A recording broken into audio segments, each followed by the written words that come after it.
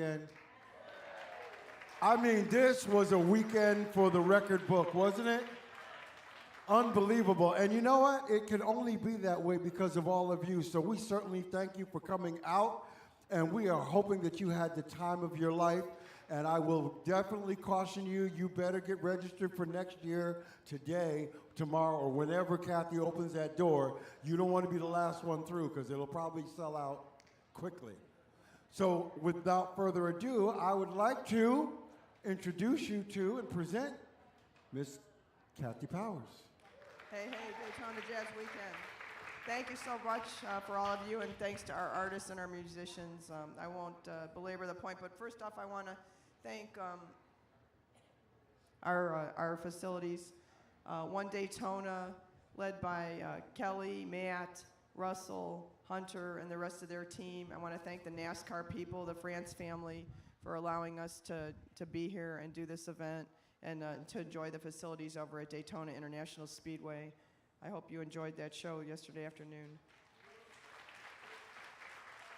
I want to just name real quick our volunteers. We're not going to come up on this stage just to try to make things quickly, but I want to thank, and this is not in any special order, just how we remembered how to put them on the paper. So we've got Katrina, Patrick, Carla, Catherine, Pam, Chris, Teresa, Barry, Barbara, Ruth, Joe, Eric, Cindy, Christy, and of course Mark Perry.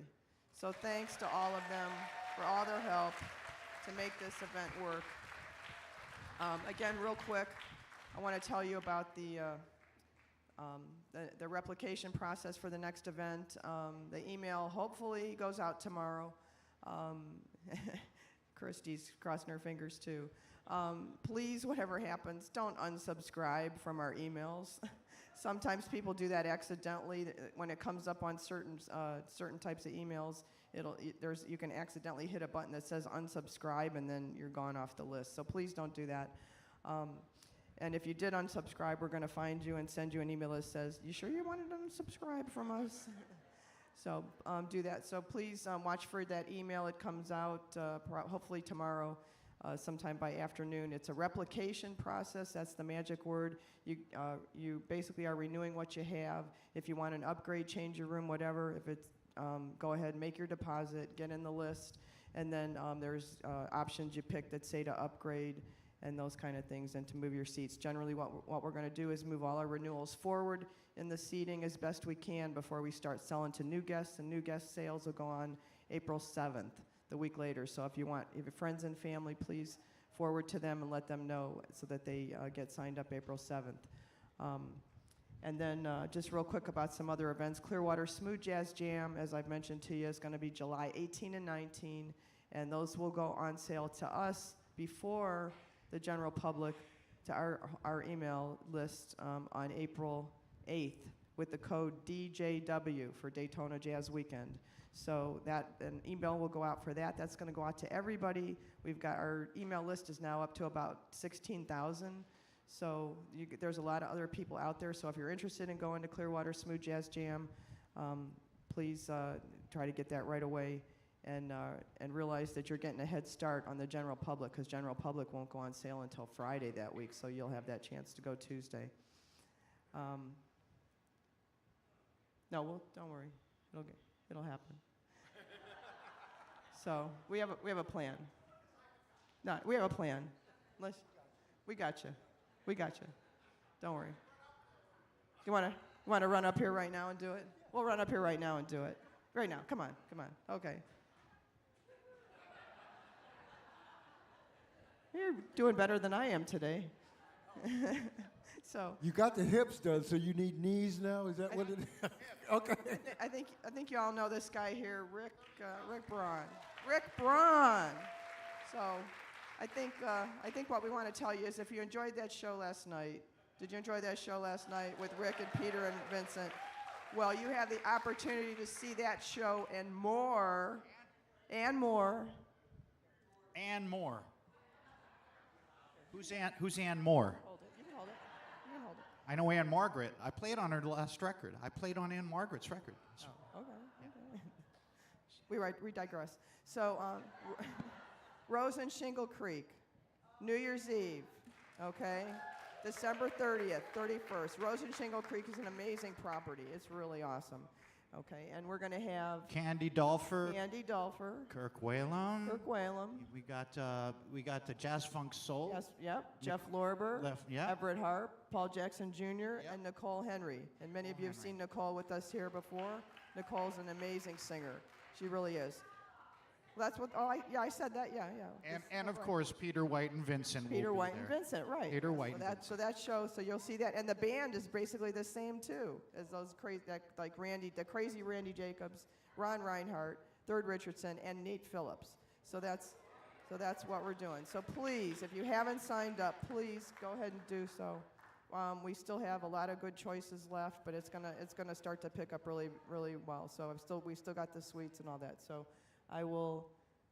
Anything more we want to say about New Year's Eve? The third year in Florida, and that was in Tucson for like 15 years and selling out all the time. And we've sold out already the first two that we've done in Orlando, and we're on our way to the third sellout. So I will let Mark take over with the rest of things. Thanks again, and once we get started, those of you in the back, if you want to move forward, go ahead and move up. Thanks you. All right. Well, I guess we just need to get this candle lit, huh? Okay. Well, like I said, you guys don't come to see me. You come to see these fabulous people. So I'm now going to invite to the stage our wonderful entertainment for the Daytona Jazz Weekend. Come on up. My wonderful co-host, Miss Mindi Abair. My brother, Mr. Gerald Albright. The wonderful Adam Hawley. All right. This is absolutely crazy. And anybody recognize this guy over here in the hat? Okay, that's Mr. Randy Jacobs. He always looks good. We have Keiko Matsui, Jeff Kashiwa, Paul Taylor. Oh, where we got? And for the first time, Jessy J. Welcome, Jessy. Of course, Rick Braun, and one of the most unique individuals I've ever known in my life, Mr. Peter White himself. All right.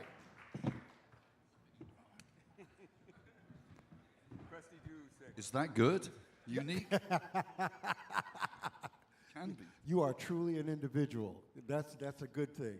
Yeah, but we all are up here. All these people are amazing, fantastic musicians. Absolutely. I'm thrilled to be on the same stage with them. I'm not.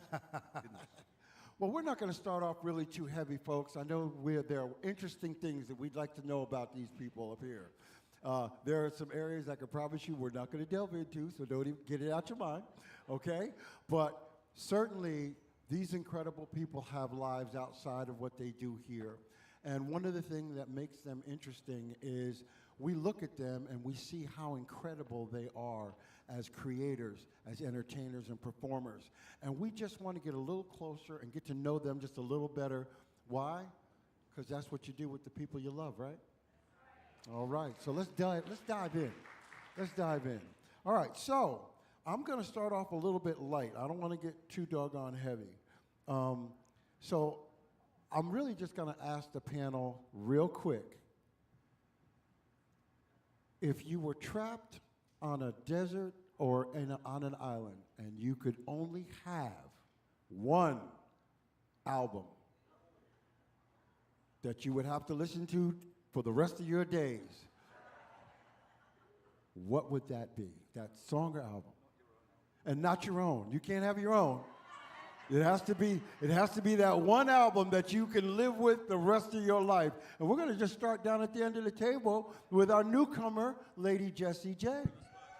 Hey, good morning. Well, if I could only bring one album, it would be Cannonball Adderley and Sergio Mendes play Bossa Novas. Wow. Good morning, everyone. It's hard to decide, but maybe Rachmaninoff Piano Concerto No. 2. Okay. Come back. I'm still thinking. Come back to me. I've narrowed it down to two choices. It's either Miles Davis' Kind of Blue, an obvious choice, or Cheech and Chong's Up in Smoke. Wow. I mean, not even in the same league. That tells me so much about you. Wow. And I thought I knew you. Well, I'm going to give you the Cheech and Chongs because Kinda Blue was what I wanted. But maybe we can just both share Miles Davis Kinda Blue because that's awesome. Oh, you have your own. Secret Story by Pat Metheny. He's my favorite guitarist. John Coltrane ballads would probably be my favorite one. Mark, I have a question. Would there be a turntable on the island, or? There's one rusty cassette player. You just I'm had just to throw it checking. out there, right? I just had to. Just had to throw it out there. Solar-powered turntable. No, anyway. We'll make it work. I would say Cannonball. I'm going to share this with Jessy. Cannonball Adderley live in Japan. That was a very inspirational record for me. Okay. Cannonball's my guy. It'd have to be Breezin', George Benson. I first heard it, I can still remember it like it was yesterday. I was driving in rural Oregon, and I heard it for the first time in 2001, and it sounded like it was a new record. I was like, what is this? And so that sent me down this whole path, so Breezin'. All right. Well, that would have been my second choice. But I'll go back to an album from the early 70s, I think it was Oscar Peterson with Klaus Ogerman did these orchestrations for him. And in particular, the song Wave on there is incredible. The album is Motions and Emotions. Check that out. I'd have to say Jimi Hendrix, Band of Gypsies Live. I can listen to Machine Gun every day and find something new and amazing from his guitar every day. I would take that. How about that? Okay, I finally Come thought. on, Paul. Give it up. Okay, it's going to be Pat Metheny, Letters from Home. I love that album. There you go. How about that? So, this time around, not only did we have someone new that hasn't joined us before, but we also had a different kind of experience that went with it. And I think what you notice is that in our particular genre, there are very few women. But the women that are in this genre are absolute superstars. And we are so happy to have the caliber of talent in the female capacity, in the female category, absolutely. So we already know all about the incredible Mindi Abair. But this time around, we had Jessy J. And we had a bonus with that. We got a chance to see Jessy, and she has her kids with her. Yeah, Jessy's a mom of some beautiful children, and we got to visit with them just a little while. So thank you for bringing them. But that brings up a question, okay? Look, we all know how hard it is to balance life, right? So Jessy, how do you balance momhood and career? And what are your secrets for being such an amazing at both? Well, thank you. Well, it's always my goal to be a musician and also to be a mom. So I just had to get creative to see how it would work. And the big part of it is finding the best husband. So my husband, David, is a great support to me. And he watches the kids when I'm on the road. Sometimes they come with me. And when I was pregnant, I performed throughout my pregnancies both times. And yeah, the jazz audience has also been so warm and loving, and it's a great atmosphere for families. So it's a wonderful way for them to grow up going to concerts and watching shows. I also do TV shows so I can stay local in Los Angeles. So I kind of balance, studio work with travel life, and I try not to go out too much. So I do around 20 shows a year. And that maintains a good balance with my home life, with the kids. I see their sports and their events as well. And yeah, I just do a lot of scheduling in advance to make it work. So there you go. There you go. Because she still got the little ones. But you know what? Those successful moms that, they've raised their kids and their kids are doing okay and doing all that wonderful stuff like that. And certainly not only is she quite an amazing entertainer, she's also a mom. And Keiko, what are your secrets to being an excellent mom? My situation is so complicated, so Yeah. hard to explain. But, well, yes, you are so right. So finding a great husband is a key, but I couldn't. So 20 years. So without say, sorry, I want to be positive, but without saying this, I cannot talk anything today. So 20 years ago, I divorced, but let's say, so my sweet girls, 2 girls, understand me, and they are my side, and also my mom was helping me all the time. I mean, after my father went to heaven, she started living with us, so that was great support. And of course, it's very hard. And when I did a tour with Shaka Khan, Philip Bailey, Gerald, and Hugh Masakera, and that time Maya, my older daughter, was like 5 years old, and Brandon is 5. No, Brandon is 3. No, Brandon is 5. Right, and the sister. Serena was 7 or something? Yes. So we were on a stage together and traveling with the 2 of us. And that time I was carrying a rice cooker and made rice bowl every morning. And Hugh Masakela tasted. And anyway, it's very hard, but I'm so grateful because they support me, mean understanding why I'm traveling. It's not just for fun. For me, it's my mission and to deliver music and make a more peaceful air. So they understood that. So I'm so grateful, and just having their support and just love towards you guys and the world just makes me happy. Then I can keep doing this. For me, it's not just job or entertaining. It's like sending message and sharing my thought and emotions. So that's so grateful. Thank you for your support. So now, then there's always the Brady Bunch thing, okay? And I know you're going, where's he going? Okay? But Mindy's a mom too. Not only is she a superstar, but I know that she happens to be a super mom as well. So it's a different type of trajectory. So Mindy, you want to address? Well, I didn't have to birth my kids. I married into them. Can I say that's the best thing in the world?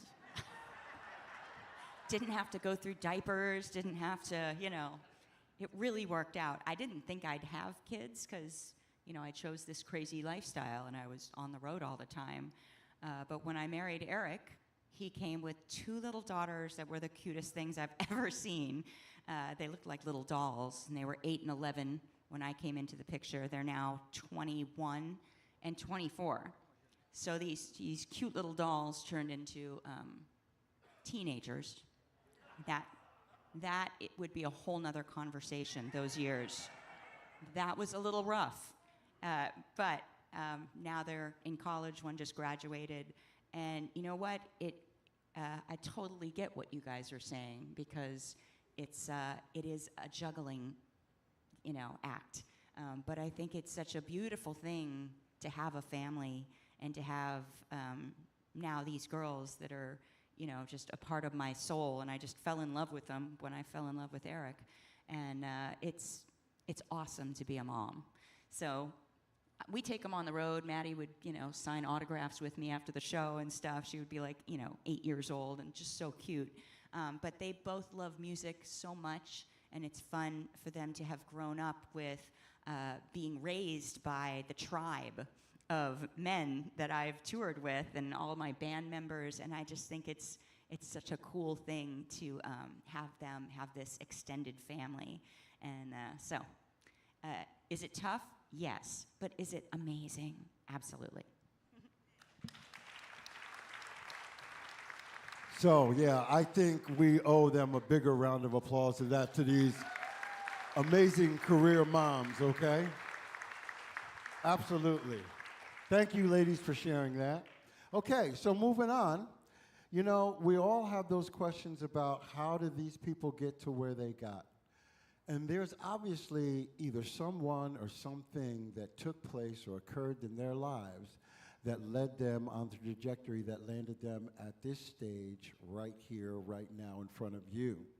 So I want to start down at this end of the table. And panelists, you cannot say your parents.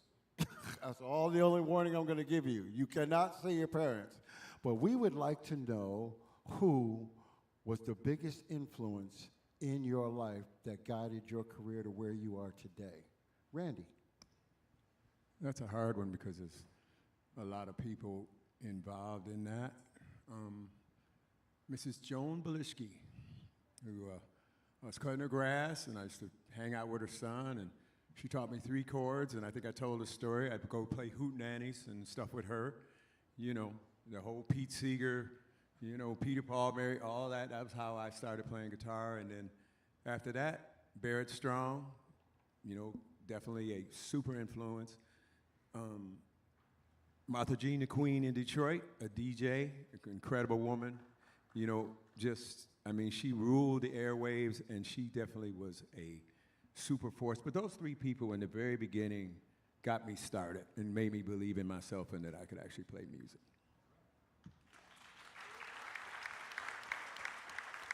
Well, growing up in Gurnee, Illinois, there wasn't anything terribly exciting that happened to my career there, other than having some really good piano teachers. And I would, in my teenage years, was driving into Chicago to take lessons on once a week. And but then when I graduated from college and moved to LA, the real change in my life was getting an audition with George Duke.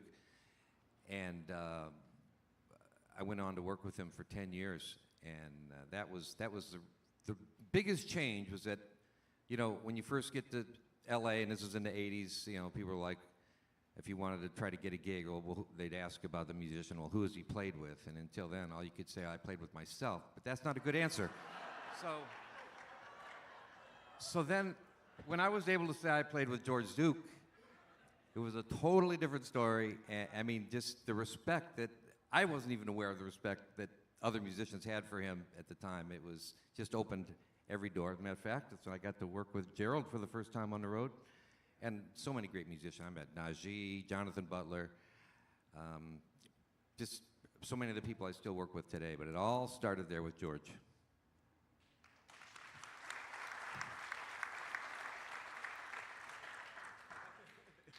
Yeah, I'll have to cite a few of my guitar teachers along the way. First, my very first guitar teacher, I started studying with him when I was 9, Greg Stipkala.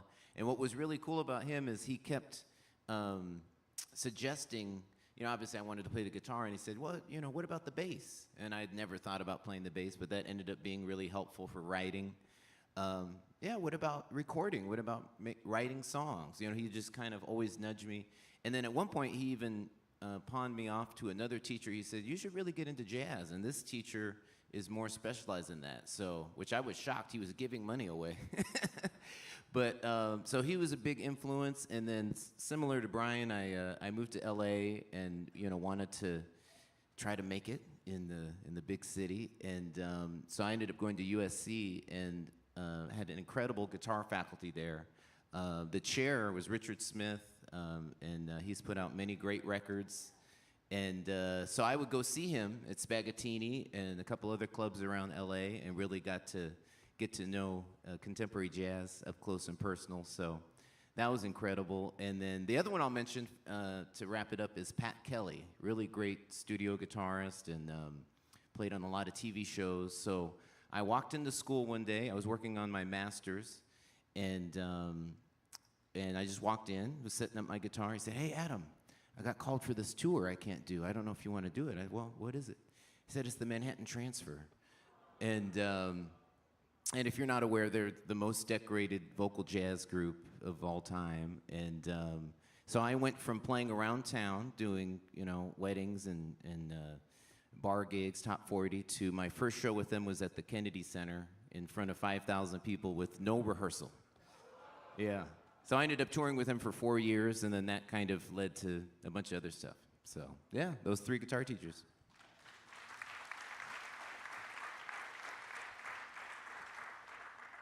Mark, I know you mentioned that we couldn't talk about our parents, but they're in the equation as well. I grew up in a Baptist church, which is right around the corner in South Central LA. And George Turpo happened to be the musical director of the choir at the church.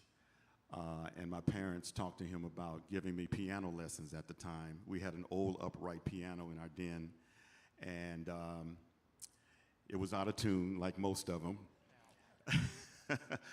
But I started on piano with Mr. Turpo, and I hated piano back then. I was about 8 years old.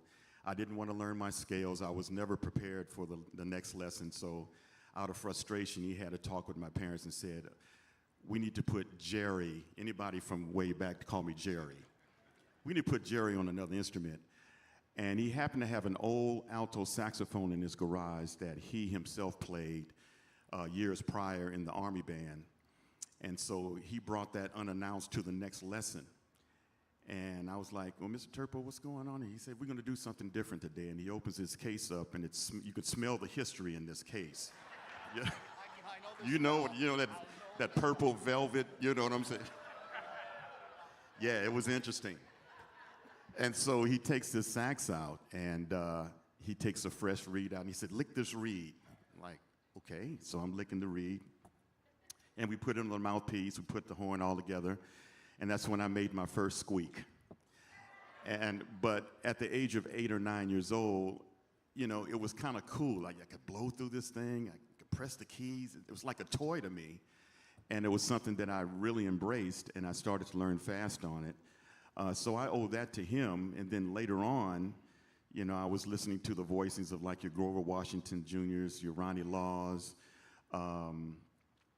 folks like that, whoever was on the next Earth, Wind, and Fire record, you know. And so I was inspired in it. And right after college, I worked at Woolworth's department store. How many remember Woolworth's department store? I was assistant manager trainee at Woolworth's department store. I hated the job. 48 hours a week for $350. And, but this is what I did fresh out of college. I'm trying to establish myself, you know. And then I got a call about 8 months in from Patrice Rushen, who at the time had just put out the song Forget-Me-Nots, which I was blessed to do the tenor solo on. And she said, Gerald, you know, I'm going on tour. I want you to be a part of the horn section. And I'm like, yes, hello. But now I have to give 2 weeks notice to my boss, Mrs. Hutchins, you know. And so I go to her office, and I'm like shaking. I'm just nervous. Because, you know, everything in music, you got to kind of be there. It's like, now, let's go, you know. And I told her my dilemma, and she says, I knew you weren't going to make a career out of Woolworth's department store, so just go ahead. And so I spent 4 or 5 years with Patrice on her tours, and that's when I knew that this is what I wanted to do for life. And then during college, I went to the Orange Show in San Bernardino. It was a big jazz festival, jazz R&B festival, and I saw the Brothers Johnson play there. And Louis Johnson comes out on stage front and center and plays this incredible bass solo, and my mouth just dropped. And I said to myself, I want to do that. And so I learned how to play bass. I sat in my dorm room in college and learned how to play bass. And long story short, it's become an integral part of my arsenal. You know, I play bass on most of my records and things like that. And between those stories and the very strong and pure influences from Maceo Parker and Cannonball Adderley, that's why I'm here today, just because of that lineage of experiences.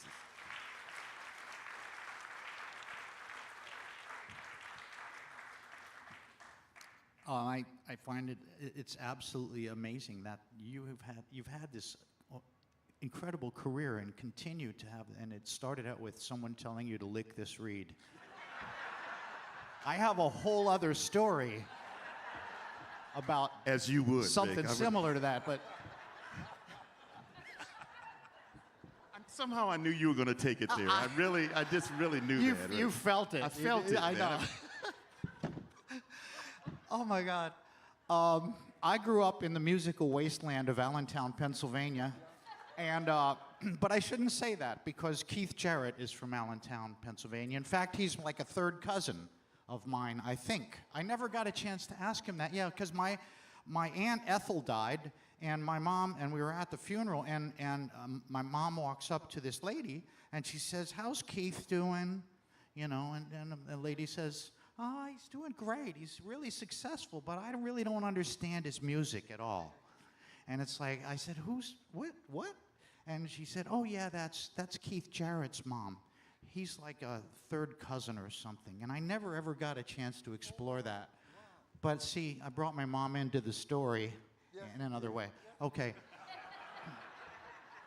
My first real big break was with being from Allentown was with Vince Pettinelli's polka band, and then of course that was followed up by the New Park Conservatory Accordion Academy band, where it was 3 trumpets versus 25 accordions. So there was injury done right from the very beginning. And I had to go through musical therapy to overcome a lot of that. And fortunately, that was achieved by listening to one of the biggest stars ever. I started when I was 8 years old. And at that time, Herb Alpert was the biggest thing ever. And my mom, brought home some Herb Alpert whipped cream. And not only did I love the music, but that cover was the hottest thing I'd ever seen in my life. And so I started to learn to play along with all of Herb Alpert's music. And I got to meet Herb a couple times, and I never was able to overcome turning into Ralph Cramden every time I met him. No matter how nice he was to me, I was just like, but you know, I think there's been so many people. It's like all these people. You can't narrow it down to one, Mark. I mean, there's so many things. It takes a village. It really does take a village, and it takes a lot of disappointment. Takes a lot of success. Takes a lot of up and down. A lot of not being able to pay the rent. A lot of working at Woolworths, and I was a security guard at the Pennsylvania Power and Light Company. Used to walk and punch this clock and go up to the top and smoke a joint and look out over. And then I'd try to find my way back down. It was a night shift, so it was really challenging, and I was scared. Okay. Rick Braun, ladies and gentlemen. No, one more quick thing. I've been so lucky because I first of all, we get to have all this love come from all of you, and who gets to go to their job and have all this love come from all of you, and we get to make music with all of these silly, talented people and have such a good time, and it's just what a life. I never expected this to come from Vince Pettinelli's polka band, so. It's so sweet, and thank you all. You got to be careful because you're messing with my. I got other questions. You can't be answering them before I ask. We all got to hear from this next gentleman. You know that, right? Because this is not a complete thing until we've heard from Peter White. Well, there is somebody that was the biggest influence on my life, but I'll get to that because there's a backstory, not as good as Rick's, but I was living out in the countryside. I'd left school. My mum, my mum says, "You got to get a job. You don't want to go to college?" Yeah, I said, "I don't want to go to college. I want to join a band, but I'm living out in the countryside in England. I have no way of getting. How am I going to do that?" So I did work for a while, and I didn't like it. Like Gerald, watching the machines in the factory. And the only thing the song that was in my head was, "She's a long-legged woman dressed in black, dressed in black." And that song was the only song that was in my head for like at least 3 weeks. And I came out one day, they took us out on strike. I said, "This is it, I'm done, I want to be a musician." I eventually ended up going to London, joined a band called the Principal Edwards Magic Theatre. And by the way, I got that audition by going to the payphone because we didn't have a telephone. We were living out in the countryside. I tell you, man, it was rural. And that band, I joined that band. I thought, oh, I'm going somewhere. Now living in London, live in the house that has a telephone. And the band broke up 3 weeks later. And, my mum, would she'd come to visit me and buy me fish and chips because I was so poor, I didn't have anything. And then one day the phone rang, and it was Al Stewart's manager. Al Stewart was a singer who was quite famous in England at that time. And he says, yeah, Al Stewart is looking for a keyboard player. And I go, well, I can play the piano. You know, I could play the guitar, but they already had a guitar player. They didn't need a guitar player. So I went to audition. It was the easiest audition. And actually, it was the last audition I ever went to 50 years ago. I've done pretty well so far. I only had to learn 3 songs by ear. And I knew how to play by ear because that's how I learned music, by listening to the radio. And if I had been a piano player that had needed a music chart, I couldn't have got that gig because there were no charts. Anyway, Al Stewart turned out to be the biggest influence on my life. He recognized that I had talent. He kept me around. He made me come into the studio when he went to record his next album, which was called The Year of the Cat. And I had no experience in the studio whatsoever. And while we're there, he said, you know, I know you play the guitar as well. He said, do you play the nylon string guitar? Do you have a nylon string? And I said, no, I don't, actually. He says, well, I have one. I want you to play on this song. And that song was a song called On the Border, which is on the Year of the Cat album, which changed my life because that became my sound. It's the same instrument that I play today.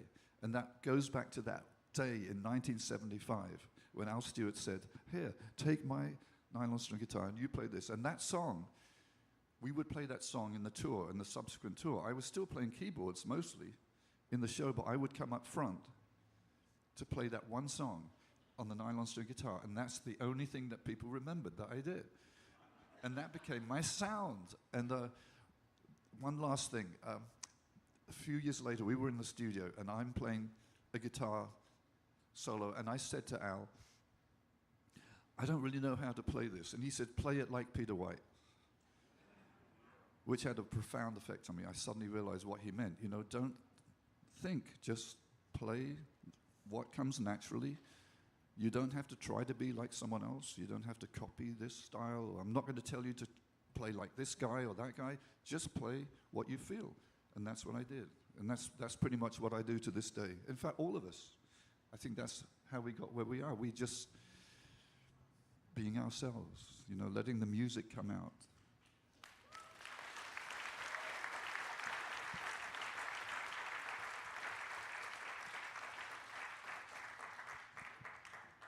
I love that. See, I love that. You know, I grew up in a musical family, grew up on the road. I won't tell you with who, because can't mention them. But it was always very inspiring. One of the first concerts my father took me to, because, you know, he saw me playing sax in the school band.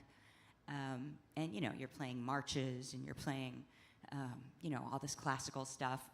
But I loved it. I thought it was great. But he took me to a David Sanborn concert. And these guys were like rock stars. You know, I was watching MTV, and I thought Tina Turner was the coolest thing. And, you know, the band Heart, I was just like, whoa, yeah. And that all made sense to me. But playing saxophone, I wasn't quite sure how that fit into life in any way other than it was super fun. Once I saw David Sanborn, it was like, ding, you know, wow. He's like a lead singer, like Tina Turner, but with a saxophone. You know, he can scream and he can whisper, and he, you know, there was all this nuance, and his band was so fun.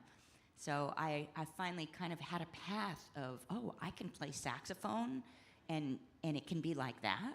Okay, that's great. So the person that really set me on a path was my saxophone teacher in college at Berklee College of Music, and he looked like Yoda. His name is Joe Viola, and he was just this little man. And you're laughing because you know him. Yeah. Joe Viola was just Yoda. He'd walk in, and he was just this amazing, wise saxophone master. And every day he'd say, have you started your own band? Have you started your own band? And I'm 18 years old. I'm just, so green. Every day. I mean, he just harped on me. And I did. I started it in college. And he would say to me, much like you said, you've got something different. Don't be John Coltrane. Don't be Cannonball Adderley. Don't be David Sanborn. They already exist. But you've got you. Go find you with your band. I'm like, okay, sure.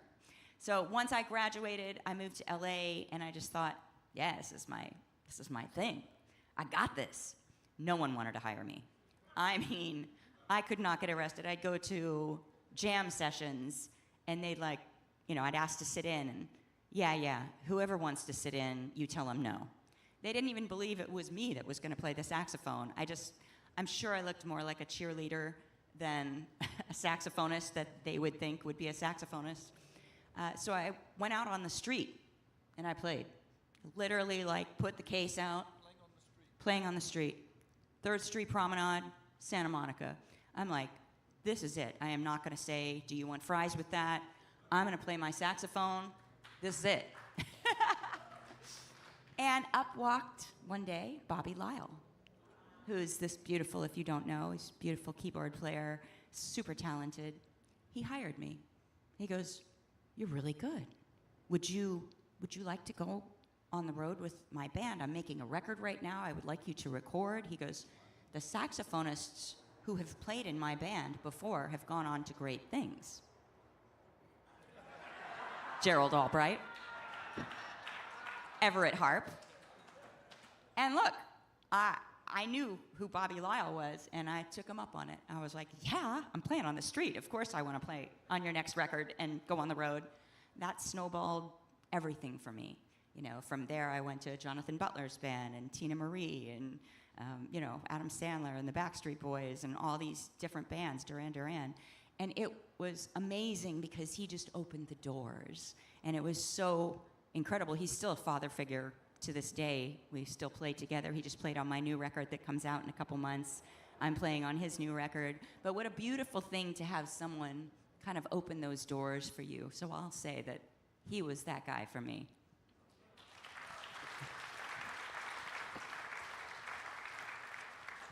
I've often been mistaken as a cheerleader, too, who plays saxophone. No, if you're looking, trying to think backwards, right? Like where I am today, thinking backwards of how did I get here, who helped me along the way. I'd say it started in the 8th grade. I was playing clarinet up until that time, like 5th grade through 8th grade, and I was fine. But when I saw the jazz ensemble playing, I had to play the saxophone. So it's like everyone who plays saxophone understands. It's like you have to play it. It has to be part of you. So I begged my parents for one. And my 8th grade teacher, this is the Shoreline School District in Washington State, is still very strong in the arts, and that's why I'm here today. It's the school district. Because, that's right. The whole way through, we had excellent band programs and excellent band instructors. And this 8th grade band teacher, who's still a friend, John Law, had a shoebox of cassette tapes. And in the shoebox were cassettes of Kai Winding, J.J. Johnson, Chick Corea, Herbie Hancock, and a guy named Bob James. And I loved them all. He said, for every student, you have to listen to every one of these tapes. You don't have to love it, but you have to listen to everything. So we did. We passed the shoebox around. And I kept on borrowing that Bob James tape from the box. It was BJ4. You remember that? Pure Imagination? That was it. It's like, I want to be in this world. I want to do this, right? So for me, it starts there. And I have to thank another guy, Steve Bailey, who is a wonderful bass player you may or may not have heard of. Local LA guy. I'd hired him to play in my quartet. He was in the Rippingtons at the time. So he said, yeah, I think Brandon's going to leave, so maybe you should learn this song called Tourist in Paradise. So I memorized it. And I said, I got it down. And he goes, okay, maybe these other 2 tunes. And he just started feeding me all these tunes. And I didn't get a call from Russ until a year after that. And finally, I was ready to go. But I definitely wasn't the best saxophone player in LA, but I was the most prepared, I think, because I spent all that time learning the music. That's my story.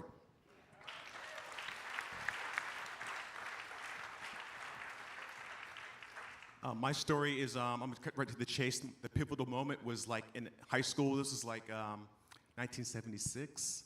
And so my classmates, my fellow classmates, we started a band. Well, they started the band and they recruited me. And so they must have thought I had a little bit of talent, you know, playing in the wind ensemble, jazz ensemble.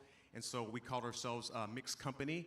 And so we played the funk and R&B music of that time, the Brothers Johnson, Quincy Jones, Earth, Wind and Fire, Patrice Rushen, and all that stuff. And we just had a ball, and I had a ball doing it. And some of the guys in the band, I owe it to like Jerry Kazaz, Jim Matheson, Greg Blanton, Eric Silverberg, and they just turned me on to all this music, like even Jimi Hendrix, John McLaughlin, Mahavishnu Orchestra, and I just soaked it up. And then when we started playing, like, you know, just like house parties and keggers, and then like bars, and then we got into clubs and stuff. I was 16 years old, underage, playing, and then like that just made it for me. And what I wanted to do today, listening to Grover Washington Jr. came out, David Sanborn, Michael Brecker Brothers, and that's just solidified what I wanted to do as an artist. And so I paid my dues coming up, and been blessed to be doing it for like 30-something years. So that's it.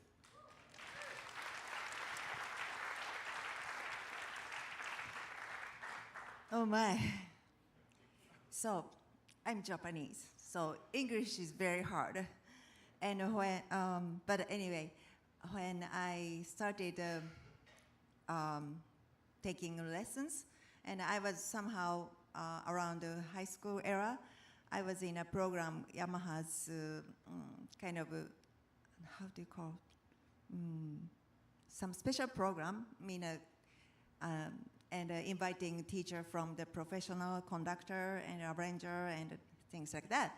So while I was taking that lesson, they invited me to go to Los Angeles to make album for Yamaha's stereo system.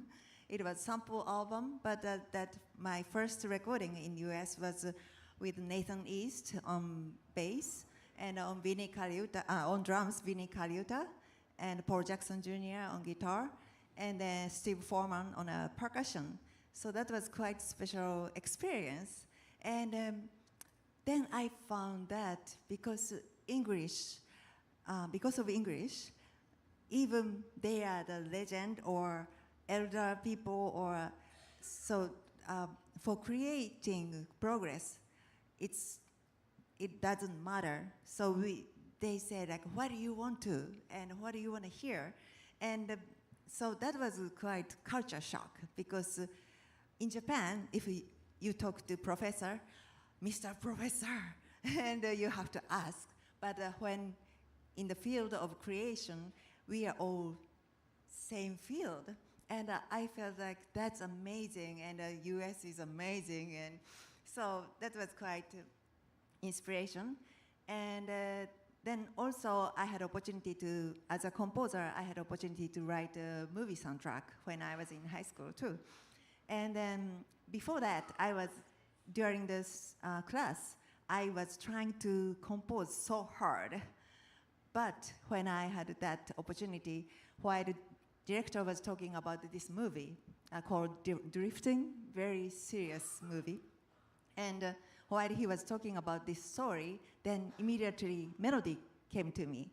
And from introduction and the whole theme came to me. Since then, I started receiving it.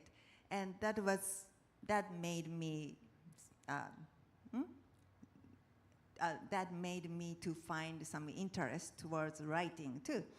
And then when I of course I got married, and then I moved to US, and I made a first album with Nathan and Vinnie. And that album became July 4th recommendation album at the Tower Records. And somehow radio stations start playing, and that era we didn't have smooth jazz at all. It was called Quiet Storm, and the contemporary jazz chart is filled with Sting, Patty Austin, Spyro Gyra, Bob James, Sting, and all these combinations, and it was great era. And somehow I was asked, you should do your own show. And I remember that at my place in Santa Monica, I did my first show, and I worried about, is anyone come to hear me? And then it was a long line, and then it was great kickoff of my career in US because I never thought about it. And then forward. So when I had my baby, first baby, and the last show before I go back to Japan to have her birth, it was like this tent and a sold out show.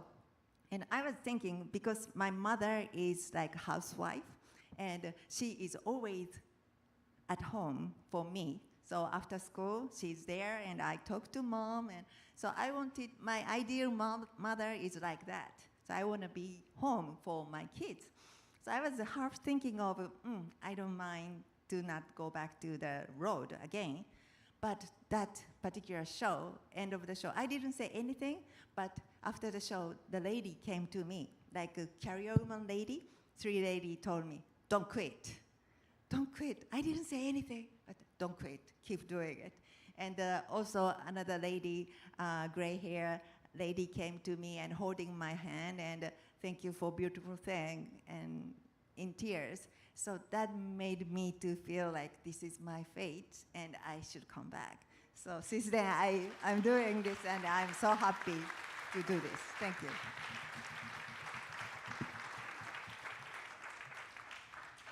I think the most influential people in my life for music, definitely my music teachers growing up. So I started on piano, classically trained, and then I wanted to join elementary band. Mr. Maddox said, can you play the saxophone? And I really wanted the flute, but everyone was already playing the flute. There was like 20 people already signed up. Nobody wanted the saxophone, and I didn't own one. I didn't even know what it was. So we went to the music store, rented it, and I just started making some sounds. Like Gerald, got the reed going, you know. The case was all smelly. It was an old saxophone. And I played it. I'm like, hey, this is fun, and it's easy because it's only treble clef. There's no bass clef. I got the hang of this. I didn't really even have to practice it because it was easier compared to piano. So I stuck with it, and Mr. Maddox was right there with me. He was a great clarinetist, jazz saxophonist, doubler. And he said, yeah, let's play some jazz. We started an elementary jazz band, and I said, where can I listen to the alto saxophone? He said, check out Charlie Parker. So I started listening to that. I'm like, ooh, what's this? It was bebop. It was fast notes. It was fun. It was just like making up your own music. I'm like, oh yeah, this is cool. I want to do that. So I would just practice, make up my own little songs. And then later on, my other influential teachers were Jeff Clayton at USC. Rest in peace. He was one of the main people that was like, go do this. You're great. You're going to have an amazing career. Just do your thing. And he pushed me a lot just to go out and be in LA, do sessions. And he trained me listening to everyone that, you know, we both had a love for Cannonball Adderley. He invited me to play in the Clayton Hamilton Big Band. I met a lot of the session players in Los Angeles at that time. And I started doing session work. I toured in an off-Broadway show.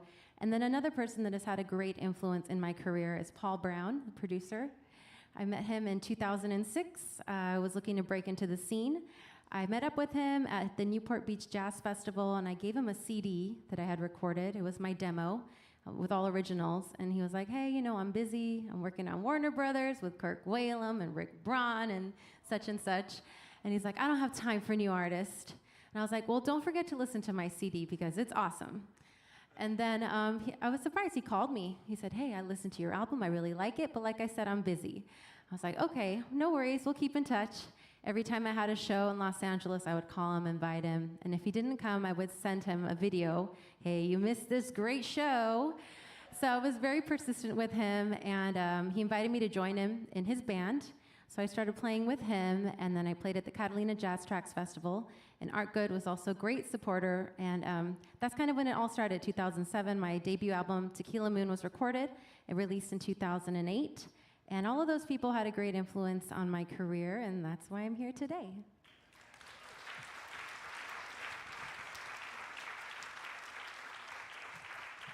You never know until you know, right? There you go. You know, there are some pretty interesting things that happen to people, and we covered a great deal of time, and I don't have a lot of time left. But there are a couple of interesting questions that I'm going to point at very specific people because I think you'll understand and appreciate why, okay? So Peter has this incredible experience with some strange guy named Freddie Mercury. Anyway. Freddie Mercury. You know, Queen, you know, Bohemian Rhapsody, you know, Queen had just come out with Bohemian Rhapsody. They were becoming huge, and I was on my very first trip to the USA ever with Al Stewart playing in his band, and we opened up for Queen in San Antonio.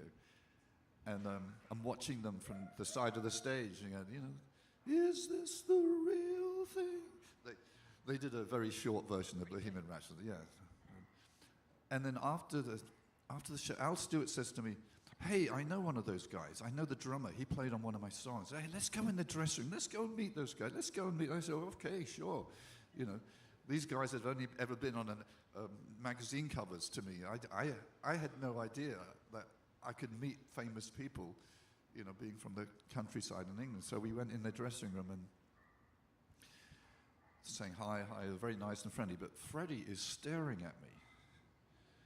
I was 20 years old. I didn't understand. I was much cuter than I am now, honestly.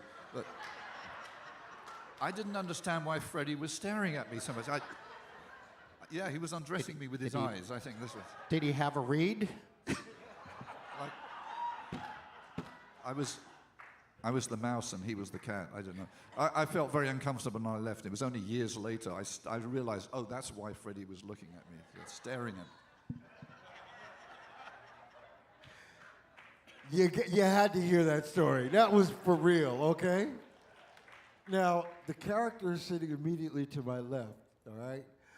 I call him the gentleman guy because Rick Braun has an honest-to-God, pure-hearted person. He loves in a way that is just something to behold.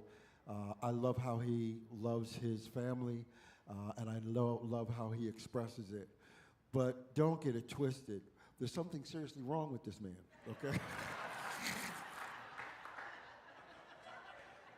So he got a job with a really great artist who he wound up, you know, beating up for whatever reason. So you want to tell us why you beat your artist up?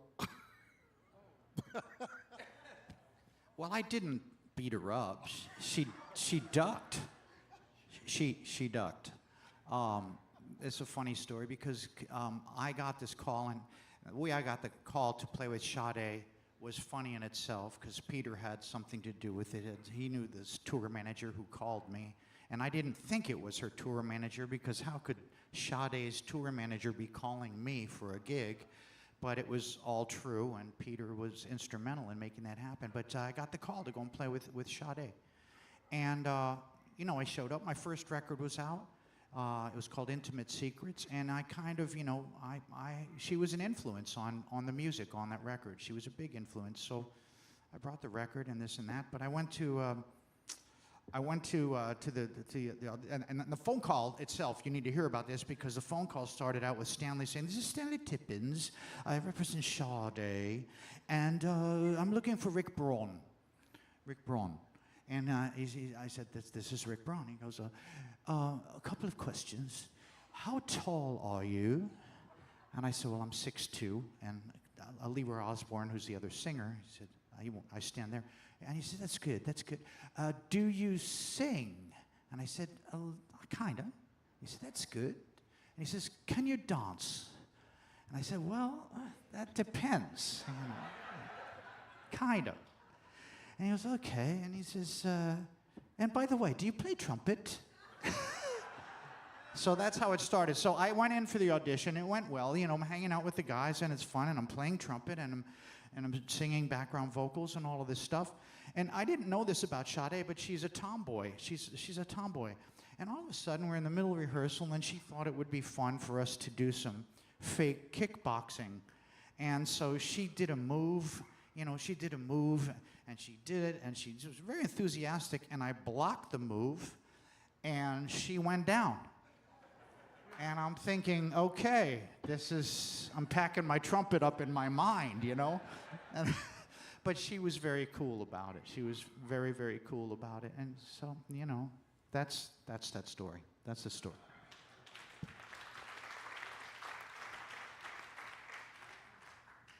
So, ladies and gentlemen, we've been here an hour. Believe it or not, we've been here an hour.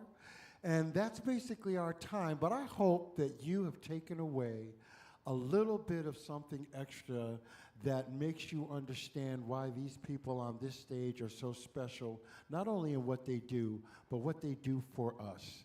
You know, it's incredible the experiences that they have, that they express to us through their music, and through their love of what it is that they do. We are truly privileged and blessed to have this in our lives. Who gets to do this? Come on, okay?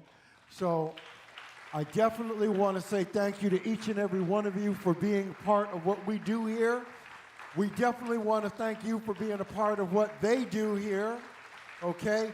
And please make sure that you continue to come back and support these people because they give you their absolute best every time. And you know how you love them back?